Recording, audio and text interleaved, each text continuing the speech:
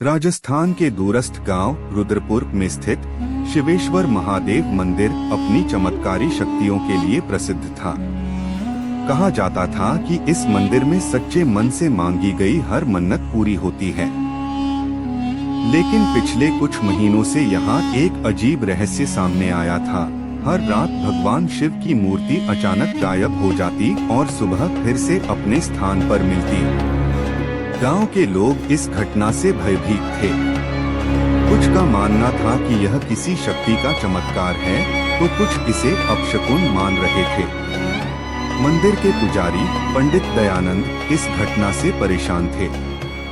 उन्होंने कई ने जो किया, बेटा मुझे अनदेखा मत करना। आज जो भी इस वीडियो को लाइक करके सब्सक्राइब करेगा उसको 1 घंटे में खुशखबरी मिलेगी। यकीन नहीं है तो मूर्ति वापस अपने स्थान पर मिलती। गांव वालों का डर बढ़ता जा रहा था। क्या यह किसी आत्मा का प्रकोप था या फिर कोई मंदिर की शक्ति से खिलवाड़ कर रहा था? गांव में रहने वाला अर्जुन एक युवा पत्रकार था जो रहस्यमय घटनाओं की गहराई में जाने के लिए जाना जाता था। उसने तय किया कि वह इस रहस्य को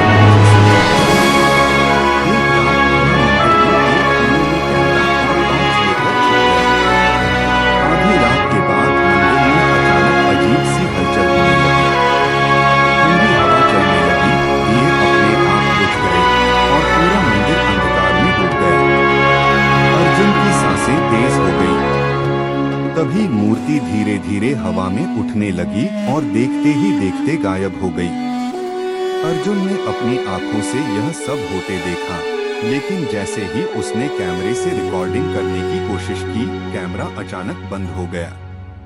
अर्जुन को समझ नहीं आया कि यह किसकी करतूत थी, किसी इंसान की या किसी अदृश्य शक्ति की। अर्जुन ने अगली सुबह गांव के सबसे बुजुर्ग व्यक्ति रामलाल से इस घटना के बारे में पूछा। रामलाल ने जो बताया वह दिल दहला देने वाला था। यह मंदिर 200 साल पुराना है और इसकी एक भयानक कहानी है। बहुत साल पहले यहाँ एक तांत्रिक अघोरी कल्याणनाथ ने कठोर तपस्या की थी। वह शिव का परम भक्त था, लेकिन उसे अमरत्व की लालसा थी। जब उसकी तपस्या पूर्ण हुई तो भगवान शिव ने उसे दर्शन दिए, लेकिन अमरत्व देने से इनकार कर दिया।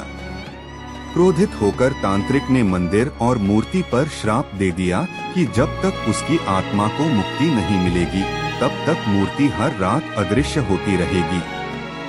यह सुनकर अर्जुन हैरान रह गया।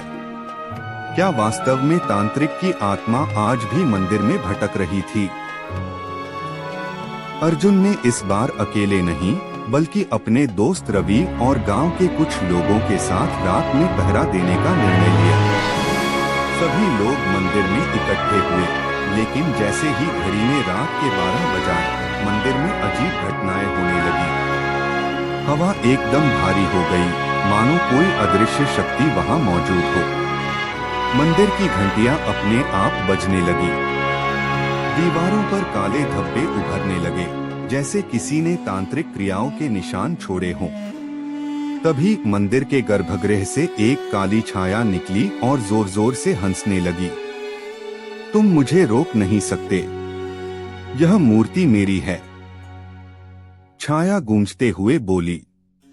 गांव वाले डरकर पीछे हट गए, लेकिन अर्जुन और रवि ने हिम्मत दिखाई। अर्जुन ने पुजारी पंडित दयानंद से पहले ही शुद्धिकरण हवन और कुछ शक्तिशाली मंत्रों की व्यवस्था करने को कहा था। पंडित दयानंद ने मंत्रों का उच्चारण शुरू किया। जैसे ही हवन शुरू हुआ, मंदिर में अजीब घटनाएं घटने लगी। छाया अचानक तड़पने लगी और मंदिर की दीवारों पर उसका प्रतिबिंब तेजी से बदलने लगा। मूर्ति हवा में तैरती हुई फिर से प्रकट हुई, लेकिन इस बार उसे काले धुएं ने घेर रखा था। अर्जुन और रवि ने हिम्मत दिखाकर आगे बढ़े और पंडित जी के कहे अनुसार गंगा जल और भस्म मूर्ति पर छिड़क दिया। छाया जोर से चिल्लाई, नहीं, यह नहीं हो सकता, और देखते ही देखते आग की लपटों में बदलकर जलने लगी। अचानक मंदिर में एक जोरदार धमाका हुआ और सब कुछ शांत हो गया। मूर्ति अब पूरी तरह से स्थिर थी और वातावरण में एक दिव्य शांति छा गई। गांव वालों ने राहत की सांस ली। सबको लगा कि अब तांत्रिक की आत्मा मुक्त हो चुकी है। लेकिन अर्जुन को एक कोने में पड़ा एक प्राचीन तांत्रिक ग्रंथ मिला। उसमें लिखा था, जिसने इस रहस्य को सुलझाने की कोशिश की वह खुद इस श्राप का हिस्सा बन जाएगा। अर्जुन के चेहरे पर पसीना आ गया। क्या तांत्रिक की आत्मा सच में मुक्त हो चुकी थी, या फिर अब अगला शिकार अर्जुन होने वाला था? पार्ट 2। पिछले भाग का संक्षेप। अर्जुन, उसके दोस्त रवि और गांव वालों ने मिलकर शिवेश्वर महादेव मंदिर में तांत्रिक अघोरी कल्याणनाथ की आत्मा को मुक्त करने का प्रयास किया। मंत्रों के प्रभाव से एक काली छाया जलकर राख हो गई और मंदिर की मूर्ति वापस स्थिर हो गई। सबको लगा कि अब श्राप खत्म हो चुका है। लेकिन अर्जुन को मंदिर में पड़ा एक प्राचीन तांत्रिक ग्रंथ मिला, जिसमें लिखा था, जिसने इस रहस्य को सुलझाने की कोशिश की वह खुद इस श्राप का हिस्सा बन जाएगा। क्या सच में यह अंत था, या फिर यह सिर्फ एक नए रहस्य की शुरुआत थी? भाग 2। अर्जुन ने ग्रंथ को ध्यान से पढ़ा। उसमें लिखी भाषा संस्कृत में थी, लेकिन कुछ शब्द स्पष्ट थे। कालचक्र, रक्त तर्पण और अगला बलिदान। यह पढ़कर उसकी रीढ़ में सिहरन दौड़ गई। अगली सुबह गांव वालों ने मंदिर में पूजा की और माना कि अब कोई खतरा नहीं है। लेकिन अर्जुन का मन विचलित था। कुछ सही नहीं लग रहा था। रवि की रहस्यमयी मौत। रात के करीब 2 बजे अर्जुन अपने कमरे में बैठा हुआ तांत्रिक ग्रंथ के पन्ने पलट रहा था। तभी अचानक फोन की घंटी बजी। रवि का नंबर था। अर्जुन ने फोन उठाया, लेकिन दूसरी तरफ से सिर्फ तेज सांसों की आवाज आ रही थी। रवि, बोलो, सब ठीक है? फिर एक घबराई हुई आवाज आई, अर्जुन, कुछ तो मेरे पीछे है, मुझे बचा ले। और इसके बाद फोन कट गया। अर्जुन तुरंत रवि के घर पहुंचा। दरवाजा अंदर से बंद था। गांव वालों को बुलाकर दरवाजा तोड़ा गया और अंदर का दृश्य देखकर सबकी रूह कांप गई।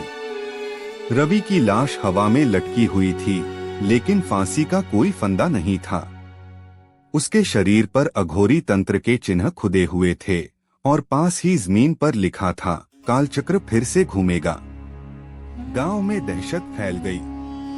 क्या सच में श्राप खत्म हुआ था, या तांत्रिक की आत्मा अब एक नई शुरुआत कर रही थी? रवि की रहस्यमय मौत के बाद अर्जुन ने फैसला किया कि वह इस रहस्य को पूरी तरह सुलझाएगा। उसने पुजारी पंडित दयानंद से बात की। पंडित जी ने बताया कि यह कालचक्र तंत्र का संकेत था, एक ऐसी शक्ति जो समय के चक्र को मोड़ सकती थी और हर 100 साल में एक बलिदान मांगती थी। अर्जुन को याद आया कि मंदिर 200 साल पुराना था और तांत्रिक कल्याणनाथ भी 100 साल पहले गायब हुआ था। यानी हर 100 साल में एक नया शिकार होता है। और अब अगला शिकार कौन था? क्या अर्जुन खुद इस चक्र का हिस्सा बनने वाला था? मंदिर में आखिरी रात जब भूत ने अर्जुन को बुलाया। रात के ठीक 12 बजे अर्जुन मंदिर में अकेले गया। उसने अपने साथ एक तांत्रिक विशेषज्ञ भैरवनाथ को भी बुलाया, जो इस तरह की घटनाओं में माहिर था। जैसे ही वे दोनों मंदिर में पहुंचे, हवा में ठंडक बढ़ गई। घंटियां अपने आप बजने लगी और मंदिर की दीवारों पर छायाएं चलने लगी। फिर अचानक मूर्ति हवा में तैरने लगी और अर्जुन को अपनी ओर खींचने लगी। भैरवनाथ ने जल्दी से काले धागे का सुरक्षा घेरा बनाया और मंत्र पढ़ने लगे। लेकिन तभी एक डरावनी गूंजती हुई आवाज आई, कालचक्र शुरू हो चुका है अर्जुन, अब तू भी इसका हिस्सा बन चुका है। अर्जुन के शरीर पर गर्म निशान उभरने लगे, मानो कोई उसे जबरदस्ती एक नया बलिदान बनाने की कोशिश कर रहा हो। भैरवनाथ ने जल्दी से एक लोहे की छड़ी निकाली और अर्जुन के चारों ओर अग्निरक्षा चक्र बनाया। मंदिर की दीवारों पर खून से भरे हाथों के निशान उभरने लगे। अचानक मूर्ति जोर से जमीन पर गिर गई और उसमें से एक भयानक काली छाया निकली। तुम मुझे रोक नहीं सकते, मैं फिर लौटूंगा। भैरवनाथ ने मंत्रों का जाप तेज कर दिया और देखते ही देखते वह छाया जलकर राख बन गई। अर्जुन जमीन पर बेहोश पड़ा था। जब उसने आंखें खोली तो मंदिर में शांति थी। गांव वालों ने राहत की सांस ली और सबको लगा कि यह अंत था। लेकिन जब अर्जुन ने अपने सीने पर देखा तो वहां कालचक्र का चिन्ह बना हुआ था। अब सवाल यह था, क्या सच में श्राप खत्म हुआ था या फिर अब अर्जुन इस कालचक्र का अगला भाग बनने वाला था। पार्ट 3। पिछले भाग का संक्षेप। अर्जुन ने मंदिर के रहस्य को सुलझाने की कोशिश की, लेकिन इस प्रक्रिया में उसका दोस्त रवि एक रहस्यमय मौत का शिकार हो गया। गांव के पुजारी पंडित दयानंद और तांत्रिक विशेषज्ञ भैरवनाथ ने बताया कि मंदिर कालचक्र तंत्र के प्रभाव में था, जो हर 100 साल में एक बलिदान मांगता था। अर्जुन और भैरवनाथ ने मंदिर में तांत्रिक आत्मा से टकराव किया और एक शक्तिशाली काली छाया जलकर राख बन गई। सबको लगा कि श्राप खत्म हो गया, लेकिन अर्जुन के सीने पर कालचक्र का चिन्ह उभर आया था। अब सवाल यह था, क्या अर्जुन इस चक्र का अगला हिस्सा बनने वाला था या फिर यह सिर्फ एक नई शुरुआत थी। भाग 3। जब अर्जुन की परछाई अलग हो गई। अर्जुन की तबीयत बिगड़ने लगी। उसे अजीब-अजीब सपने आते। सपनों में उसे एक पुराना महल दिखता, जहां दीवारों पर काले धब्बे और तांत्रिक यंत्र बने हुए थे। कभी कभी उसे महसूस होता कि कोई उसके शरीर में घुसने की कोशिश कर रहा था। एक रात जब वह आईने के सामने खड़ा था, उसने जो देखा वह उसकी रूह कंपा देने के लिए काफी था। आईने में उसकी परछाई खुद से हिल रही थी। उसका शरीर स्थिर था, लेकिन परछाई अलग अलग दिशाओं में हिल रही थी, जैसे किसी और की आत्मा उसमें बस गई हो। और फिर आईने में परछाई ने उसकी ओर देखा और जोर से कहा, अर्जुन, तेरा समय आ गया है। अब तू भी कालचक्र का हिस्सा बनेगा। अर्जुन घबराकर पीछे हटा, लेकिन जैसे ही उसने पीछे मुड़कर देखा, एक भयानक आकृति उसके ठीक सामने खड़ी थी। काली आंखें, बड़ा सा मुंह और तांत्रिक धागों से बंधा एक विकृत चेहरा। कालचक्र का रहस्य खुला। अर्जुन ने तुरंत भैरवनाथ से संपर्क किया। भैरवनाथ ने उसकी छाती पर बने कालचक्र के चिन्ह को देखा और कहा, अब ये तुझसे जुड़ चुका है। अब तू इस श्राप का अगला शिकार बन सकता है। एक ही तरीका है इससे बचने का, हमें उस जगह को खोजना होगा जहां यह तंत्र शुरू हुआ था। अर्जुन और भैरवनाथ ने गांव के पुराने दस्तावेज खंगाले और पता चला कि यह मंदिर रुद्रपुर में नहीं, बल्कि 20 किलोमीटर दूर स्थित एक खंडहर में बनाया गया था। वहां कभी एक अघोरियों की गुफा हुआ करती थी, जहां पर अघोरी कल्याणनाथ ने पहली बार अपना तंत्र किया था। अब अगर अर्जुन को इस श्राप से बचना था, तो उसे उसी गुफा में जाना होगा। रुद्रपुर की शापित गुफा और अंतिम बलिदान। अर्जुन, भैरवनाथ और गांव के कुछ लोग रात के समय उस गुफा में पहुंचे। गुफा के अंदर का नजारा बेहद डरावना था। दीवारों पर तांत्रिक यंत्र बने हुए थे, जमीन पर हड्डियों के ढेर पड़े थे और चारों ओर अजीब सी काली राख फैली हुई थी। अचानक अर्जुन को महसूस हुआ कि उसकी सांसें तेज हो रही थीं। उसे हल्का हल्का चक्कर आने लगा और उसकी आंखों के आगे अंधेरा छाने लगा। तभी भैरवनाथ जोर से चिल्लाया, कालचक्र पूरा होने वाला है, इसे रोकना होगा, नहीं तो अर्जुन हमेशा के लिए इसकी चपेट में आ जाएगा। शापित आत्माओं का हमला और तांत्रिक की वापसी। गुफा की दीवारें हिलने लगी और अजीब सी परछाइयां चारों ओर से अर्जुन की ओर बढ़ने लगी। अचानक एक भयंकर आवाज गूंजी, 100 साल पहले मैं बलिदान बना था, अब तेरा समय आ गया अर्जुन। और देखते ही देखते अघोरी कल्याणनाथ की आत्मा प्रकट हो गई। उसकी आंखें जल रही थीं और उसके चारों ओर काले धुएं का एक भंवर उठ रहा था। तूने मेरे श्राप को खत्म करने की कोशिश की, अब तू ही मेरा अगला बलिदान बनेगा। अर्जुन के शरीर पर जलने के निशान बनने लगे और वह जमीन पर गिर पड़ा।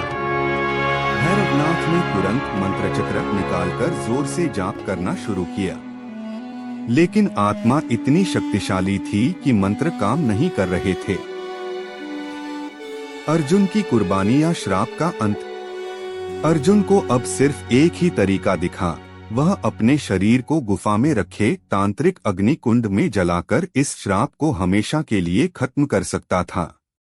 भैरवनाथ ने अर्जुन को रोका, नहीं अर्जुन, अगर तू गया तो तेरा अस्तित्व भी खत्म हो जाएगा।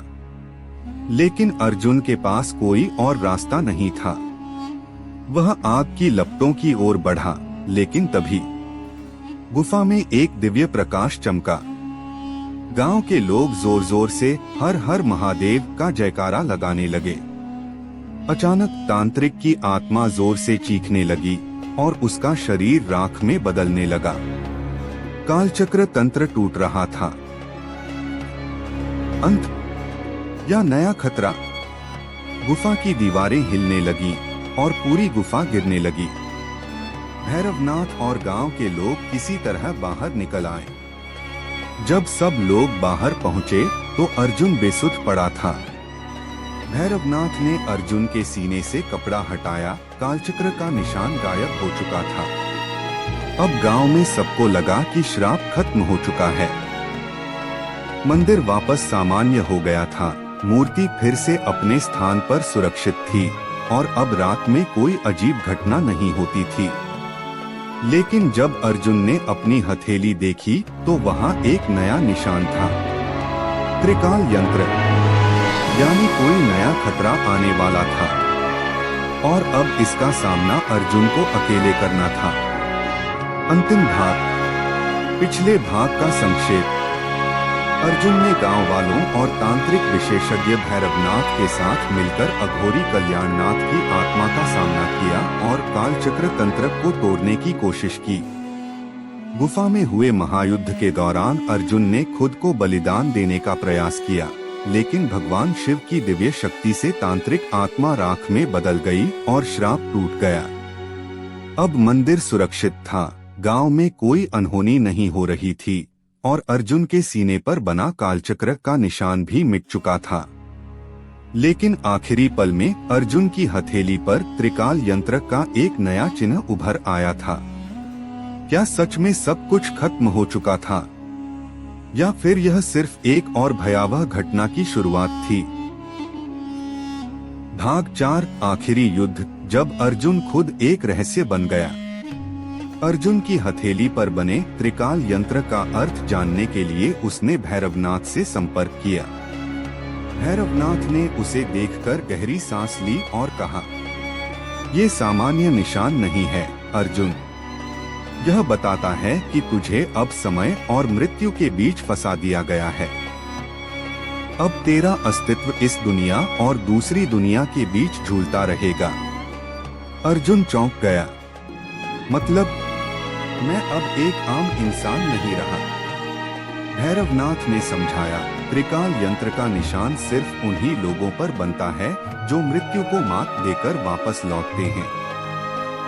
इसका मतलब है कि अब तेरी आत्मा पूरी तरह इस दुनिया से जुड़ी नहीं है, बल्कि अब तुझे तीनों काल, भूत, वर्तमान और भविष्य की घटनाएं दिखाई देंगी। अर्जुन को लगा जैसे उसके पैरों तले जमीन खिसक गई हो। एक और भयानक संकेत। अर्जुन जैसे ही अपने घर लौटा, उसे अजीब सी अनुभूति होने लगी। उसके चारों ओर सब कुछ सामान्य था, लेकिन उसे लोगों की परछाइयां अलग अलग दिशा में चलती हुई दिखाई देने लगी। एक बच्चा खेलते हुए अचानक गायब हो गया। एक बूढ़ा आदमी जिसे अर्जुन पहचानता था, अचानक उसके सामने कंकाल बनकर खड़ा था। उसे अपने कमरे की दीवार पर अघोरी कल्याणनाथ का चेहरा बना हुआ दिखा, जो हंस रहा था। अर्जुन ने अपनी आंखें बंद की, लेकिन वह आवाज फिर गूंजी, कालचक्र खत्म नहीं हुआ अर्जुन, यह सिर्फ एक नया अध्याय है।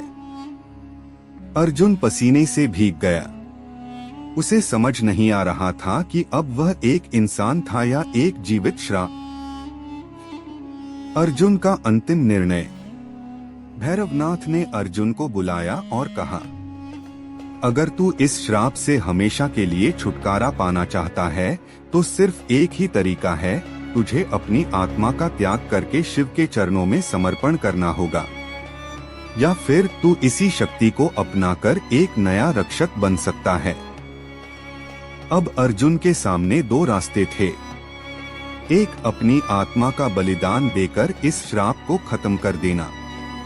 दो, इस रहस्य को अपनाकर दुनिया के दूसरे रहस्यमयी श्रापों को खत्म करने का रक्षक बनना। अर्जुन ने एक लंबी सांस ली और कहा, अब मैं इस खेल का हिस्सा बन चुका हूँ। मैं इसे छोड़कर नहीं भागूंगा, बल्कि अब मैं इस शक्ति का इस्तेमाल करूंगा। भैरवनाथ मुस्कुराया और कहा, अब से तू सिर्फ अर्जुन नहीं, तू बना है कालचक्र का रक्षक।